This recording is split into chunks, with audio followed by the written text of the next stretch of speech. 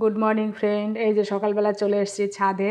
খুব ঠান্ডা পড়েছে, হালকা রোদও উঠেছে। তার হাজব্যান্ড তো চান করে খেয়ে দিয়ে অফিস চলে গেছে, তো তার জামা কাপড় মেলা রয়েছে এখানে। আর এখানে ছাদে থেকে কুয়াশার ওই জলটা পড়ে, কুয়াশা মানে লোকে দেখলে ভাববে কি এমনি জল দেওয়া হয়েছে, সেটা হচ্ছে ওই যে উপরে টিনের শেডটা দেওয়া হয়েছে, তারই কুয়াশার জল পড়েছে। আর এখানে একটা ছোট্ট লক্ষ্মী জবা ফুটেছে, তাই ফুলটা নেবো একটু পরে এসে পুজো দেওয়ার জন্য। তাই এখানে যে ডালে বড়ি দিয়েছিলাম সেই ডালে বড়িটা ওইখানে রোদ্রে দিয়েছি। আর এই যে দেখুন আমাদের চার সাইডের পরিবেশটা কেমন সুন্দর, ঝলমলে রোদে বেশ ভালোই লাগছে। আর প্রচণ্ড ঠান্ডা দিয়েছে, ঠান্ডাও আছে, বেশ ঠান্ডা দিয়েছে। আর কুয়াশা দিয়েছে, যত কুয়াশা দেবে ততই ঠান্ডা।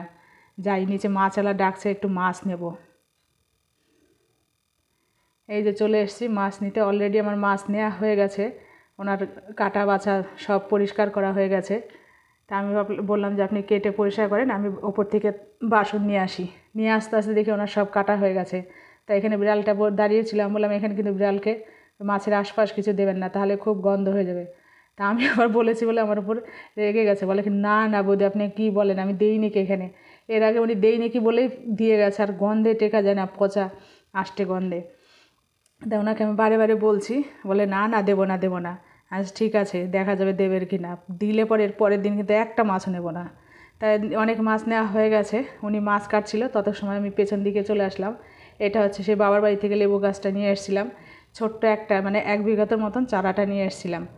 এটা হচ্ছে 12 মাস লেবু ধরে, মানে এক সিজন শেষ হয় আর এক সিজন মানে লেবু হয় আমার বাবার বাড়ির গাছে সেই লেবুই।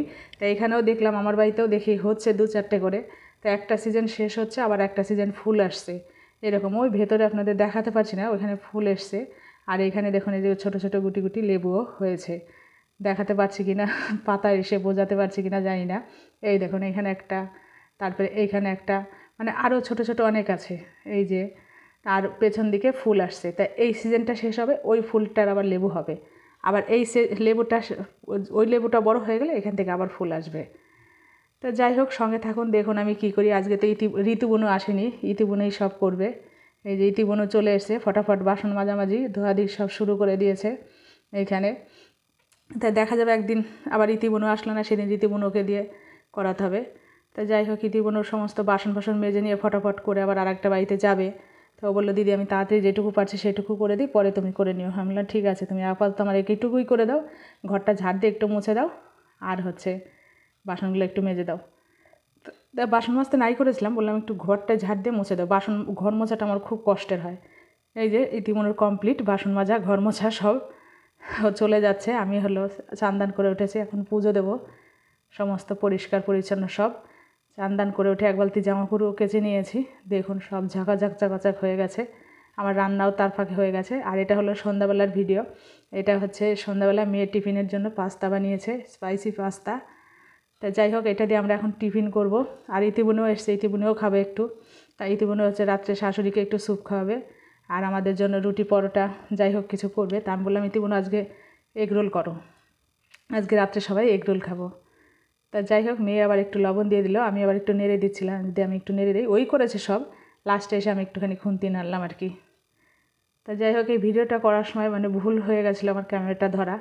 তো সেইভাবেই আপনাদের সঙ্গে শেয়ার করলাম মেয়ে কেমন কি পাস্তা করেছে সেটা দেখানোর জন্য। আর এই যে ইতিবনু চলে এসছে এখানে এগরোল বানাতে, শাশুড়িকে স্যুপ খাওয়ানো হয়ে গেছে।